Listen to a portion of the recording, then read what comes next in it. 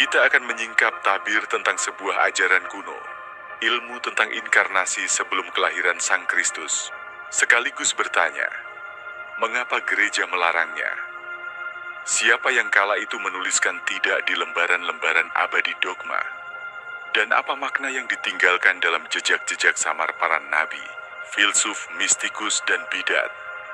Bayangkan, di balik mahligai megah Basilika Vatikan, tersembunyi cerita yang tak dibacakan di altar suci.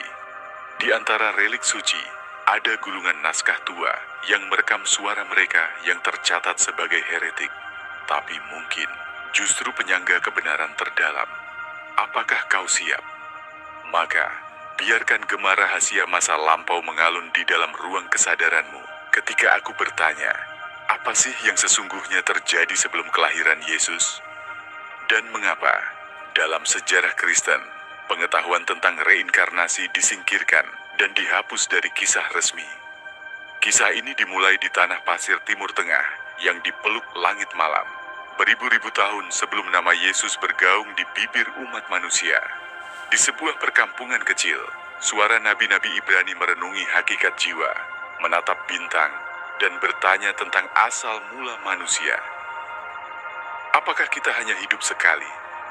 Ataukah jiwa manusia menempuh ribuan perjalanan, berulang-ulang, dari zaman ke zaman, dalam lingkaran misteri tak terputus? Ajaran reinkarnasi, dalam bentuknya yang paling purba, bukanlah sekadar pengetahuan timur.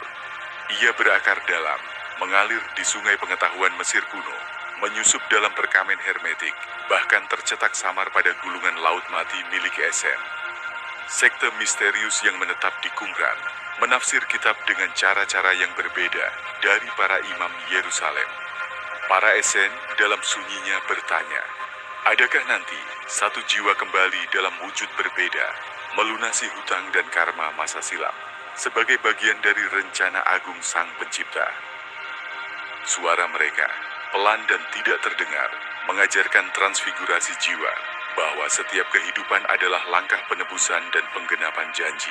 Bayangkan suara Yesus sendiri, seperti ditulis para gnostik, kadang berkata dalam perumpamaan-perumpamaan, jika engkau mampu menerima, dialah Elia yang akan datang. Seolah menyiratkan, Yohanes Pembaptis adalah reinkarnasi Elia, sebuah wahyu yang samar, yang dengan cepat diselimuti bayang-bayang musyawarah para penentu doktrin. Di sebuah ruangan terpencil, sekitar abad ketiga Masehi, para bapak gereja duduk melingkar, menatap nyala lilin yang menari di permukaan meja. Satu demi satu, mereka membahas ajaran Origenes, seorang pemikir besar dari Iskandaria, yang percaya pada preeksistensi jiwa, bahwa sebelum tubuh, jiwa manusia telah hadir, mengembara, menimba pelajaran dari waktu yang abadi. Tapi, kegemaannya terlalu dalam, terlalu berani untuk dunia yang mengidamkan kepastian dan pengendalian. Apa jadinya jika manusia tahu mereka dapat kembali, hidup berkali-kali? Akan sulit menaklukkan hati dengan ancaman neraka abadi, jika dosa dapat ditebus dalam siklus kehidupan tak berujung.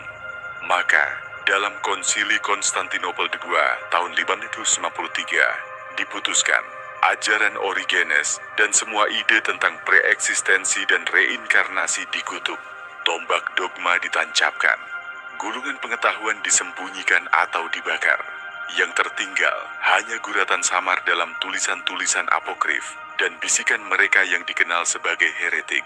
Tapi sejarah, seperti sungai purba, selalu tahu caranya menyelinap mengisi celah-celah batu. Rahasia kuno, walau dipendam dalam-dalam, selalu mencari jalan kembali ke permukaan. Di balik altar, di gua-gua penuh simbol, di balik kata-kata Injil Gnostik yang disembunyikan di Nag Hammadi, ide tentang siklus jiwa, tentang kelahiran berulang, terus bergetar, menantang narasi tunggal gereja. Renungkanlah, mengapa gereja begitu takut akan ajaran reinkarnasi? Rahasianya bukan sekadar teologis, melainkan politis, sebuah pengendalian narasi tentang hidup, mati, dan surga neraka. Dengan meniadakan siklus kelahiran kembali, gereja menancapkan kekuasaan tunggal. Satu hidup, satu penghakiman, satu jalan ke keselamatan. Coba kau simak petikan Injil yang sering diabaikan. Kamu harus dilahirkan kembali, kata Yesus pada Nikodemus, Yohanes 3. Para penafsir ortodoks berkata, itu tentang kelahiran kembali secara rohani. Namun di tangan para gnostik dan mistikus koptik, pesan ini jauh lebih dalam. Kiasan untuk perjalanan jiwa melewati banyak kehidupan. Apakah mungkin dalam keheningan malam, para rahib yang menyalin kitab suci, menyisipkan kode rahasia di antara baris demi baris, berharap suatu hari kelak jiwa-jiwa lapar pengetahuan akan menemukan kembali pesan itu? Bisakah dalam satu baris yang samar, kita dengar suara mereka? Kebenaran tidak pernah mati, hanya disembunyikan. Mari kita telusuri lembaran naskah-naskah yang nyaris hilang. Injil Filipus, Injil Thomas, Traktat Pistis Sophia. Di sana, tema tentang evolusi jiwa, upaya kembali ke fullness, keadaan utuh sebelum terjatuh ke dunia fisik, dibicarakan tanpa takut. Dalam Injil Filipus tertulis, orang yang keluar dari satu dunia ke dunia lain tidak ingat dari mana ia berasal. Namun saat ia bangun dari tidurnya ini, ia akan tahu kembali jalan pulangnya.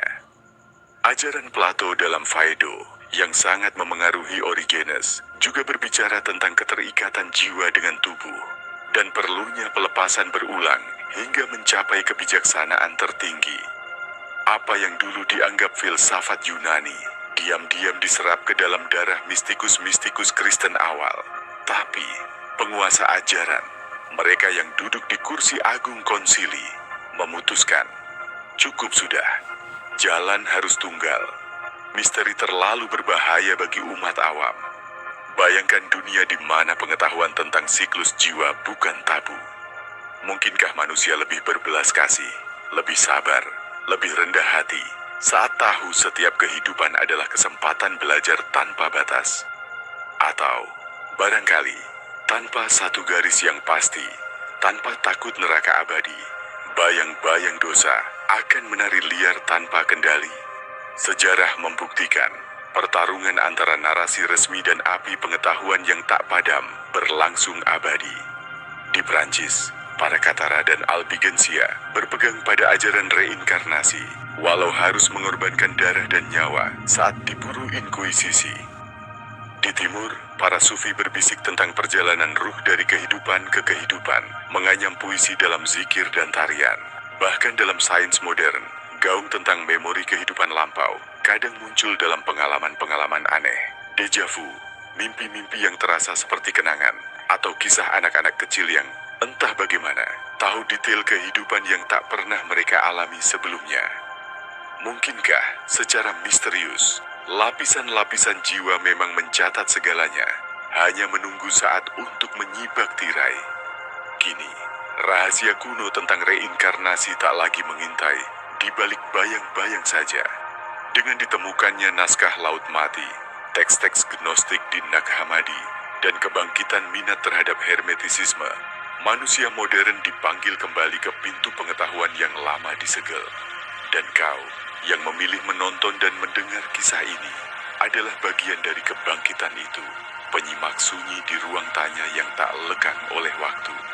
Coba pikirkan, jika Yesus sungguh paham rahasia inkarnasi berulang, mengapa ia sendiri memilih diam, berbicara dengan perumpamaan, menyelipkan kunci pada mereka yang punya telinga untuk mendengar?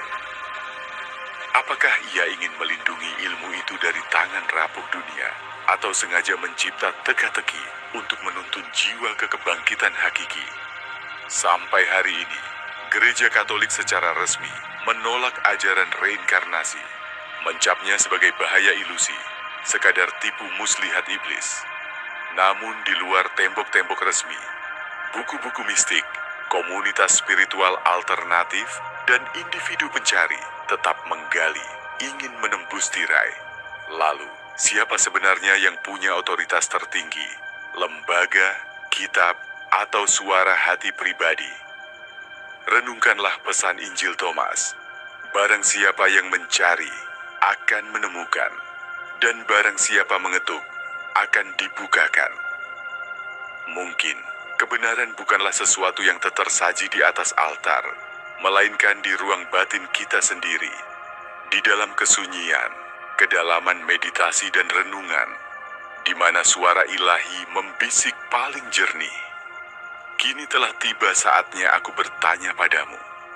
Jika kau bisa mengingat seluruh jejak kehidupan lampau, kesalahan, cinta, dendam, pengorbanan, kebangkitan dan kejatuhan, apakah kau akan hidup berbeda hari ini? Apakah pengetahuan itu membebaskan atau justru memberatkan? Bayangkan, suatu malam nanti, saat kau terlelap, jiwamu mengingat sesuatu yang asing, namun familiar. Sebuah kenangan dari kehidupan lain, lalu lalang di lautan waktu.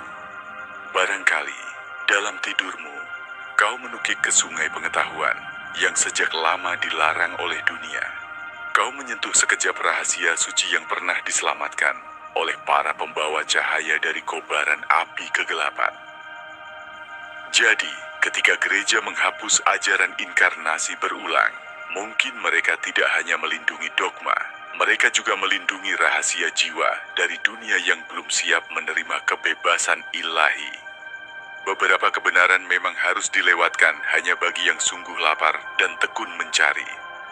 Namun, jejaknya tak pernah benar-benar musnah. Dalam puisi para sufi, dalam fragmen ajaran hermetik, dalam senyap nyala lilin ordo gaib, dalam bisik para pelaku meditasi di padang gurun modern, kebenaran itu setia menanti. Kini, kebenaran ada di tanganmu, sebuah rahasia yang memilihmu untuk mendengarnya hari ini. Di antara suara riuh dunia, kau menemukan ruang sunyi untuk menyimak bisikan kebijaksanaan yang disembunyikan.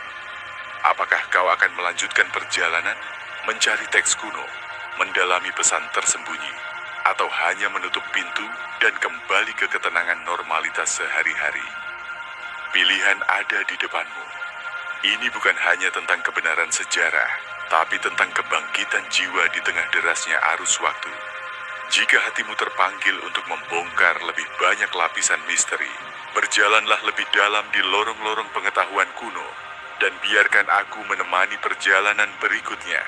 Tekan tombol berikutnya, dan mari kita buka gulungan rahasia demi rahasia lain yang pernah dilarang. Dan kini pulang menari di fajar baru pencarian manusia akan makna sejati. Sampai kita bertemu kembali di ruang pengetahuan yang berikutnya. Di sana, di mana kebenaran tidak pernah benar-benar mati, hanya menunggu ditemukan oleh mereka yang punya mata untuk melihat dan hati untuk mengerti.